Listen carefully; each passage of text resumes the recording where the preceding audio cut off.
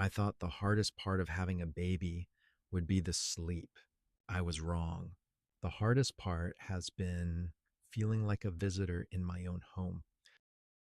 I'm 30. My wife, Alina, is 34. We had our daughter 3 months ago. Her name is Sophie. I still feel strange to saying that sometimes. My daughter, for years, I imagined what it would feel like to become a father. I imagined holding her, learning her little sounds, finding a rhythm with my wife, being tired together, but together. That is not what happened.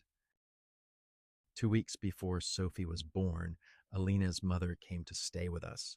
Her name is Mara. She lives in another country, and in Alina's family, it is normal for the mother to come after a baby is born. She cooks, cleans, helps the new mother recover, helps with the baby. I understood that. I respected it. I was not thrilled about having someone live with us because I have always needed quiet and space. But I told myself this was temporary and important for Alina. At first, we said 1 or 2 months. Then Mara's visa allowed 6 months. And somehow, without a real conversation, 1 or 2 months became 6. Alina said, "It makes sense. She is already here." I said, "I thought we agreed this was short term." She said, "She is helping me." I said, "I know, but I live here too." That was the first time her face changed, like I had said something selfish. For the first month, I tried. I really did. I smiled. I thanked Mara. I ate the food she cooked. I ignored the fact that I never knew where anything was anymore.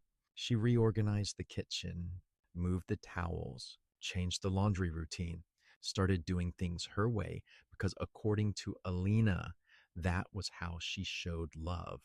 But every time I opened a cabinet and found my own house rearranged, I felt this small irritation I could not explain. Then it stopped being small. Mara and I barely communicate. Her English is limited. My knowledge of her language is worse. So most of the day, there is this constant layer of sound I cannot fully understand. She talks to Alina. She talks to the baby. She talks on the phone. She sings little songs. She gives opinions I only partly understand. And then Alina explains later that I misunderstood.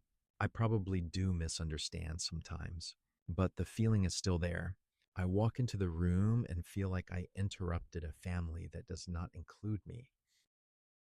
The baby became the center of it. Obviously, babies are the center, but I mean, Mara became the gatekeeper. If Sophie cried, Mara picked her up first.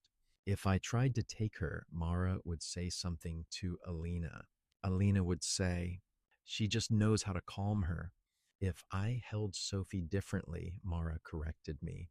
If I changed a diaper too slowly, Mara stood over me. If I fed her a bottle, Mara watched like I was handling expensive glass. I started waiting until Mara was in the shower or outside before I held my own daughter. That sounds pathetic, but it became easier than feeling judged in my own living room. Then came the nickname. Mara started calling Sophie a nickname from her language. At first, I thought it was sweet. Then Alina started using it too. Then her relatives on video calls used it. Soon, everyone was calling my daughter by a name I did not choose and could barely pronounce. I told Alina it bothered me. She said, "It is just a nickname." I said, "I know, but it feels like something between you and your mother, not us." She said, "You're being weird about this." Maybe I was, but it was not really about the nickname. It was about watching another person name parts of my fatherhood before I even got to experience them. The real argument happened on a Sunday morning. I had been looking forward to taking Sophie for a walk alone. Just me and her, nothing dramatic. A stroller, coffee, 30 minutes outside. I told Alina the night before. She said that sounded nice. The next morning, I had the stroller ready by the door. Mara came out, looked at it, and started talking quickly. Alina translated. She says it is too cold. The baby should stay inside. It was not cold, it was mild. I said, she will be bundled up. Mara shook her head. Alina said, she just worries. I said, I am her father. I can take her for a walk. The room went quiet. Mara looked offended. Alina looked exhausted. Then Alina said, why do you have to make everything a fight?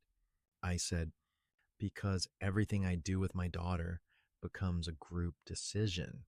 She said, my mom is helping. I said, she is replacing me. That was the sentence I had been trying not to say. Once it was out, I could not take it back. Alina started crying. Mara took Sophie from the bassinet and went into the bedroom. My own daughter was carried away from me while my wife cried because I said I wanted to be her father. Later that day, Alina told me I had hurt her mother. I said, your mother has been living in our apartment for 3 months. She said, she left her country to help us. I said, she left her country to help you. I am glad she helped you, but nobody asked what this was doing to me. She said, you sound jealous of my mother. I said, I am jealous of anyone who gets more space in my family than I do. She went silent. For a week, the house became colder. Mara stopped speaking to me almost completely. Alina translated less. I spent more time at work than I needed to because coming home felt like walking into someone else's routine. Then one night, I came home and found Alina and Mara video calling relatives. Sophie was on Mara's lap. They were laughing and using the nickname again. I stood in the hallway for maybe 30 seconds. Nobody noticed I was there. That was the moment something in me shifted, not anger, something sadder. I realized my daughter might remember her first year through photos where I am barely present because everyone else decided I was less necessary. The next day, I told Alina we needed to talk alone, not with Mara in the next room, not while the baby cried, not while she was exhausted, just us. I said, I need an end date for your mother staying here. She said, so you want to kick her out? I said, no, I want our home back before I stop feeling like it is mine. She said, that is dramatic. I said, what is dramatic is needing permission to take my daughter outside. She said, I did not understand her culture. I said, I am trying to understand it, but understanding does not mean disappearing. She said, you knew this was important to me. I said, you knew being a father was important to me. That one landed. She said, my mom thinks you don't like her. I said, I don't like what this situation has become. She asked if that was different. I said yes, because it is different.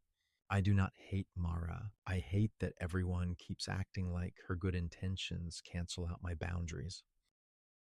Update 1. We agreed Mara will leave at the 4-month mark, not 6. Alina cried when we decided it. Mara cried when Alina told her. I felt guilty. Then I felt angry that guilt was the only emotion anyone seemed willing to notice from me. Update 2. I started taking Sophie for short walks in the morning. The first time, Mara stood by the door with a blanket and tried to add another layer. I said, no, thank you. I have it. She looked at Alina. Alina looked at me. Then Alina said, he has it, Mom. That was the first time in months I felt like my wife had chosen me in front of her mother. It was small, but it mattered. Update 3. I know some people will think I am ungrateful. Maybe they will say I should be happy my wife had help, that a grandmother loving her grandchild is not a problem, that culture matters. I agree with all of that. But here is what I also know. Help becomes harmful when it leaves one parent outside the door. Family support should not turn a father into a guest. I do not want to push Mara out of Sophie's life. I do not want Alina to lose part of her culture.